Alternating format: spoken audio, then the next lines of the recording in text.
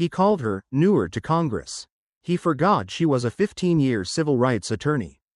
The congressional hearing room felt like a pressure cooker, ready to explode. Governor Greg Abbott sat at the witness table, projecting the confident air of a man who'd spent decades in Texas politics and thought he'd seen it all. His wheelchair positioned strategically at the center, cameras capturing his every move. He leaned into the microphone with the practiced ease of someone who testified before Congress more times than most people could count.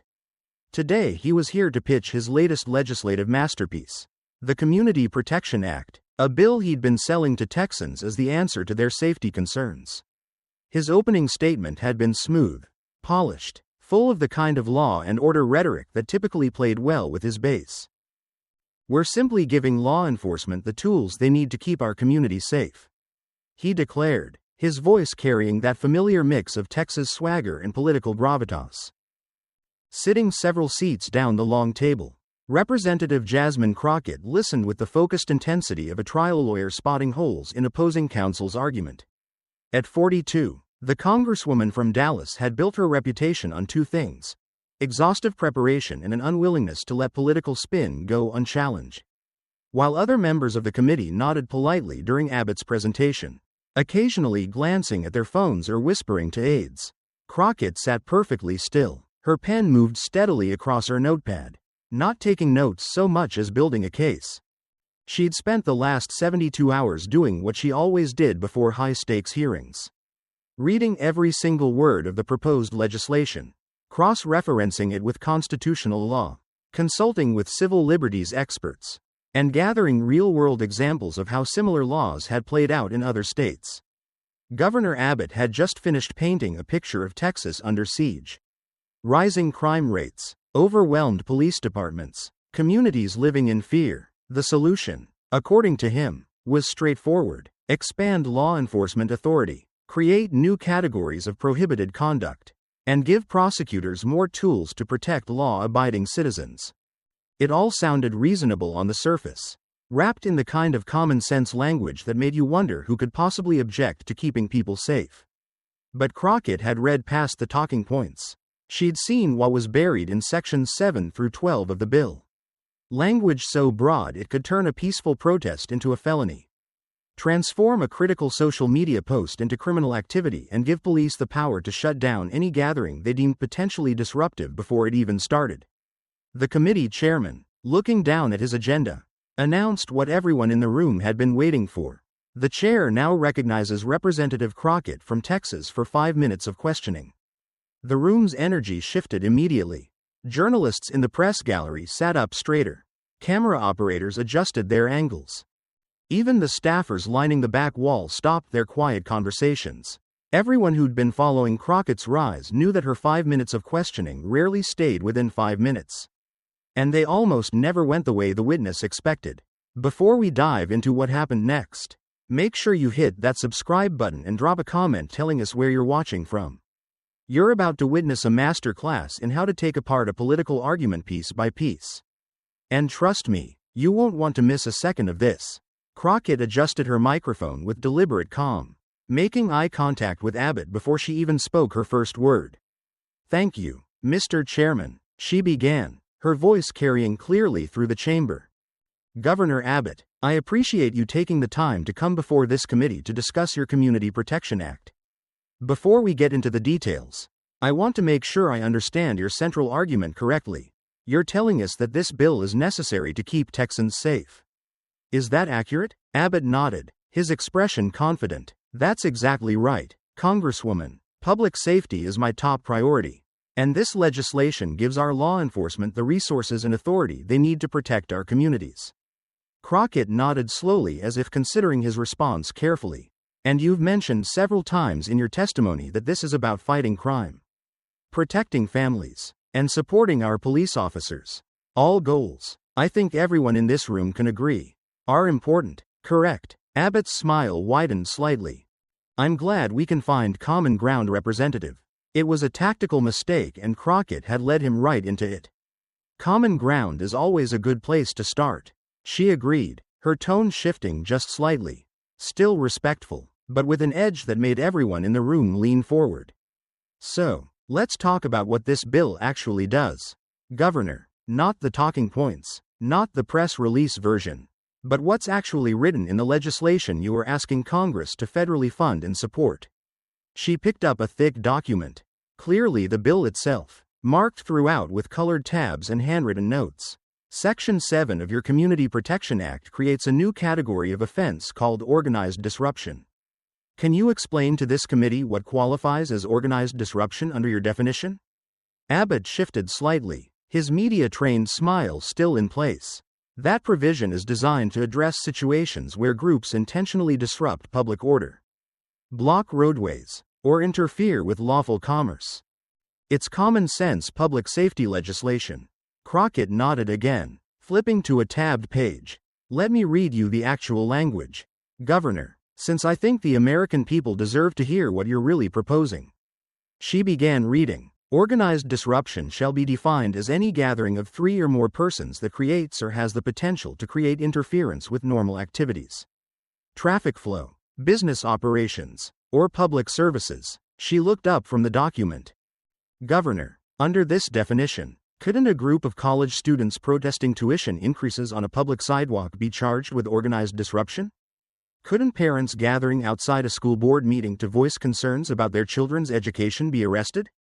Couldn't workers picketing for better wages be prosecuted? Abbott's smile tightened. Those scenarios are hypothetical. They're not hypothetical at all.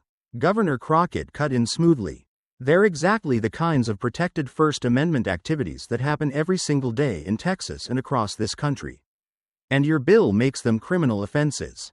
The room buzzed with murmurs. Several committee members were now actively paying attention, some flipping through their own copies of the legislation. Abbott tried to redirect. Congresswoman, I think you're misinterpreting the intent. I'm not interpreting anything. Crockett interrupted again, her voice gaining strength. I'm reading your words and I'm not done. She flipped to another tab section. Section 9 authorizes law enforcement to disperse any gathering they deem to have disruptive potential before any actual disruption occurs. That's prior restraint. Governor, the Supreme Court has been crystal clear for decades that the government can't shut down speech based on what it thinks might happen. Abbott leaned forward. Representative, with all due respect, public safety sometimes requires public safety doesn't override the Constitution. Crockett fired back, and that's exactly what your bill tries to do. She was just getting started and everyone in the room could feel it. Let's talk about Section 11. She continued, not giving Abbott time to recover. This section creates criminal penalties for using social media or other electronic communication to coordinate activities that may result in disruption. She looked directly at the camera. Governor, do you understand what you've just criminalized? You've made it illegal for citizens to use Facebook, Twitter, or text messages to organize a protest. You've turned the basic tools of democratic participation into evidence of criminal conspiracy.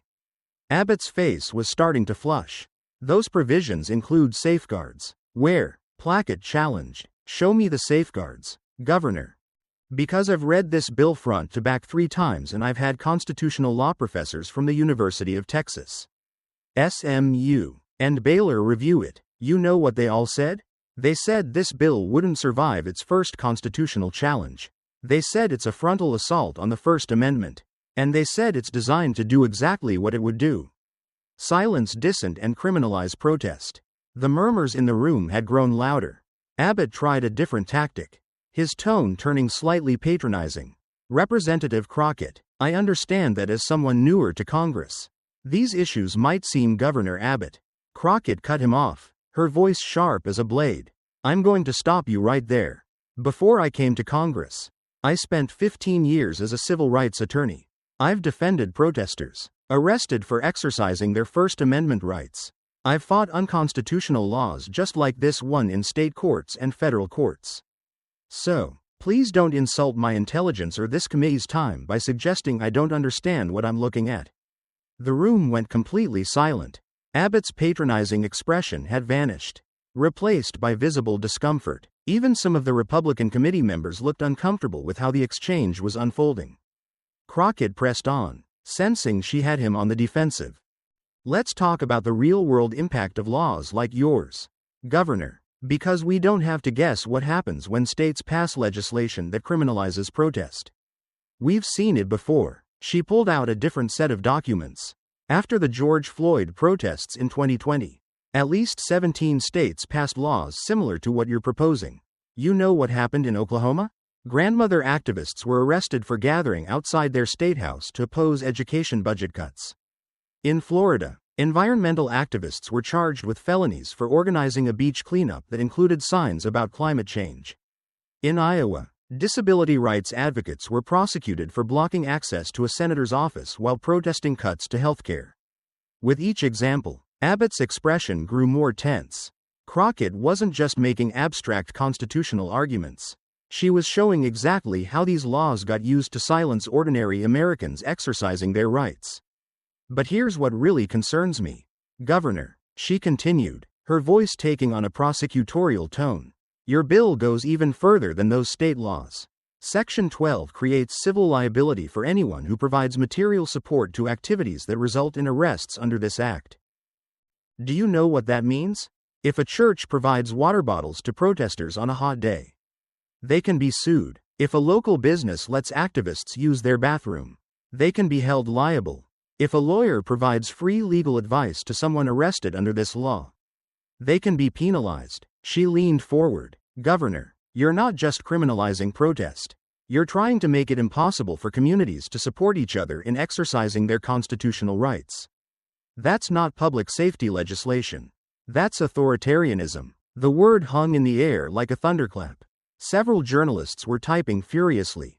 Camera flashes lit up the room. Abbott's face had gone from confident to defensive to now visibly angry. Representative Crockett, he said, his voice tight, that characterization is completely unfair. And is it? Crockett challenged. Let me ask you directly. Governor, under your Community Protection Act, could the civil rights marchers who walked from Selma to Montgomery in 1965 have been arrested? Abbott hesitated, clearly recognizing the trap. The historical context is completely different. Answer the question. Governor, could they have been arrested under your law? Yes or no? The specifics would depend on yes or no. Governor Abbott, it's a simple question. Would the Selma marchers, people fighting for voting rights, the most fundamental democratic right, would they be criminals under your Community Protection Act? Abbott's jaw tightened. The intent of that march and the intent of this bill are completely. That's not what I asked. Crockett pressed. I asked if they could be arrested. And the answer is yes. Under Section 7, they were 3 or more people creating interference with traffic flow. Under Section 9, law enforcement could have dispersed them for disruptive potential. Under Section 12, the churches that fed them and the families that sheltered them could have been held liable. Your bill would have made the civil rights movement illegal. Governor, the room erupted. Republicans tried to call for order. Democrats applauded. Journalists shouted questions. And Abbott sat at the witness table, his carefully constructed political message completely falling apart. Crockett wasn't finished. She held up her copy of the Constitution, a move that had become her signature in confrontational hearings. Governor Abbott, she said, her voice cutting through the chaos. The First Amendment doesn't say Congress shall make no law abridging freedom of speech unless someone in power thinks that speech is disruptive. It doesn't say the right to peaceably assemble shall not be infringed unless a governor decides public safety requires it. It says these rights shall not be abridged. Period. She pointed at the bill sitting in front of Abbott.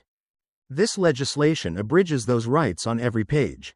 And you came before this committee trying to sell it as common sense public safety, hoping nobody would actually read what you wrote. Well, Governor, I read it, my staff read it, constitutional scholars read it, and we all came to the same conclusion. This bill is dangerous, it's unconstitutional, and it has no place in a free society. Abbott tried one more time to regain control. Representative, if you would just let me explain the full context. The context, Governor, is that you're asking for federal money to fund a state law that criminalizes constitutional rights. And this committee would be failing in its duty if we gave you a single dollar for that purpose. She looked directly at the committee chairman. Mr. Chairman, I move that we immediately table any consideration of federal support for Texas's Community Protection Act pending a full constitutional review by the Congressional Research Service. Several Democrats immediately seconded the motion. The chairman, caught off guard by the dramatic turn, called for order, and said they'd take the motion under consideration. As the hearing continued with other members asking questions, the damage had been done. Abbott's attempt to present his bill as reasonable public safety legislation had been systematically demolished. News clips of Crockett's questioning were already spreading on social media. Within an hour, "Crockett destroys Abbott" was trending nationwide. Legal analysts weighed in immediately. Former Attorney General Eric Holder tweeted, "Rep. Crockett's questioning of Gov. Abbott was a clinic in constitutional law and effective oversight." This is exactly what congressional hearings should look like. The ACLU released a statement. Representative Crockett identified precisely why the Texas Community Protection Act poses such a grave threat to civil liberties. "We commend her thorough constitutional analysis." Even some conservative legal scholars who had initially supported Abbott's bill began backing away. One prominent conservative law professor told Fox News, "I'll be honest, after hearing Representative Crockett's questioning, I'm deeply concerned about aspects of this legislation I hadn't fully considered. The prior restraint issues alone are constitutionally problematic." By evening, Governor Abbott's office released a defensive statement claiming Crockett had mischaracterized the bill and that he remained committed to public safety.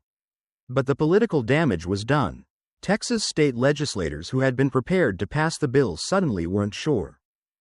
National Republicans who'd planned to introduce similar legislation in their states quietly shelved those plans. 3 days after the hearing, the Congressional Research Service released a preliminary analysis, concluding that multiple sections of Abbott's Community Protection Act raised serious First Amendment concerns and would likely face immediate constitutional challenges if enacted. 2 weeks later, facing mounting pressure and recognizing the bill had become politically toxic, Abbott quietly announced he was revisiting certain provisions of the legislation. Legal observers understood what that meant. The bill was dead, killed not by partisan opposition, but by constitutional scrutiny, and one congresswoman's unwillingness to let dangerous legislation hide behind public safety rhetoric. For Jasmine Crockett, the Abbott hearing became another defining moment in her rising national profile. But when asked about it during a local Texas town hall, she kept her focus on the substance. "I didn't go after Governor Abbott personally. I went after a bill that would have turned constitutional rights into criminal offenses. That's my job, reading legislation carefully, understanding its real-world impact, and speaking up when something threatens the freedoms Americans hold dear." A constituent in the audience, a grandmother who'd been arrested during a peaceful protest against pollution near her grandchildren's school, stood up with tears in her eyes. "Thank you for reading those bills so carefully," she said. "Thank you for understanding what they really mean for people like me." That moment, captured on someone's phone and shared widely online, encapsulated why Crockett's questioning had resonated so powerfully. She hadn't just scored political points or created a viral moment. She defended the constitutional principles that protect every American's right to speak, to assemble, to petition their government, and to demand better from those in power. If this breakdown of how Jasmine Crockett systematically dismantled Greg Abbott's unconstitutional legislation resonated with you, smash that like button and subscribe for more in-depth analysis of the moments that matter in American politics. Drop a comment below telling us what issue you want to see Crockett take on next. And share this video with anyone who cares about protecting constitutional rights. Your engagement helps us keep covering these crucial stories about defending American democracy.